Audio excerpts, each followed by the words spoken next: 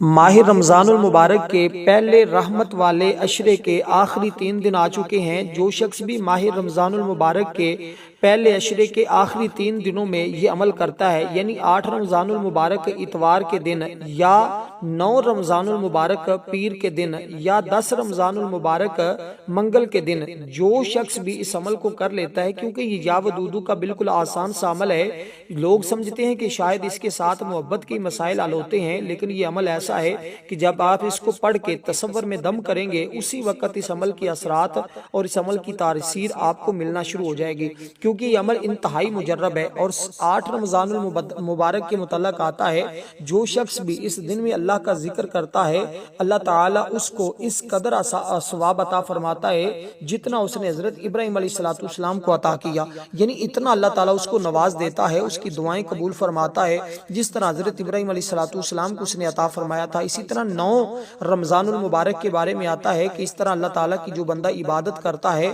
اللہ تعالیٰ کا ذکر کرتا ہے، اس کو اتنا ثواب ملتا ہے جس طرح نبی پاک صلی اللہ علیہ وسلم نے اللہ کی عبادت کی۔ اور 10ویں رمضان المبارک پہلے عشرے کے آخری دن کے بارے میں آتا ہے کہ اللہ تعالیٰ اس کو دنیا اور آخرت کی بہتری عطا فرماتا ہے۔ اب یہ 3 مبارک دن ہیں، ان 3 دنوں میں کسی بھی ایک دن آپ یہ یا ودودو کا عمل کر سکتے ہیں۔ عمل کی ترتیب بالکل آسان سی ہے، آپ نے ایک گلاس پانی کا اپنے سامنے رکھ کر اس کے اوپر عمل کرنا ہے، اور عمل کرتے ہوئے آپ نے تصور اپنے مقصد کا کرنا ہے، چاہے آپ کی شادی رکی ہوئی ہے، چاہے آپ کی جاب کا مسئلہ ہے، چاہے آپ کو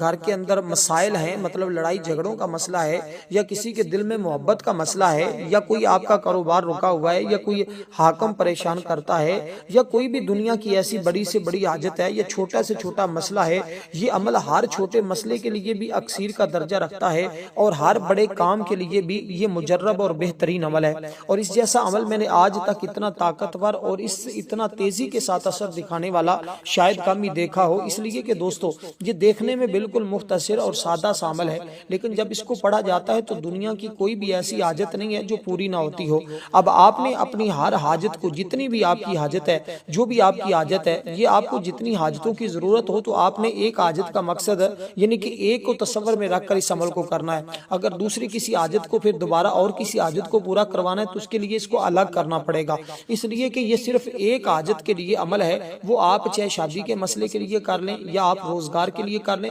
بعض اعمال ایسے ہوتے ہیں جو زیادہ مقاصد میں کامیابی دلاتے ہیں، لیکن اس کی برکت یہ ہے کہ جس مقصد کے لیے کریں گے، آپ اس کے اندر ہر حال میں ضرور ضرور اللہ تعالیٰ کامیابی عطا فرماتا ہے۔ اب اسی ترتیب کے ساتھ عمل کو کریں کہ سب سے پہلے آپ نے حضور سرور کونین امام الانبیاء خاتم النبیین کی ذات پر 11 مرتبہ درود پاک پڑھنا ہے۔ درود پاک جو ہم نماز کے اندر پڑھیں گے، یہی درود پاک آپ نے پڑھنا ہے۔ اس کے علاوہ اس عمل کے اول آخر کوئی دوسرا درود پاک پڑھنے کی ضرورت اور حاجت نہیں ہے۔ بس کوشش کریں کہ آپ اس درود پاک کو پڑھیں، کیونکہ اس درود پاک کے ذریعے اللہ کی رحمت نصیب ہوتی ہے، آقا علیہ الصلوۃ والسلام کی شفاعت نصیب ہوتی ہے، حضور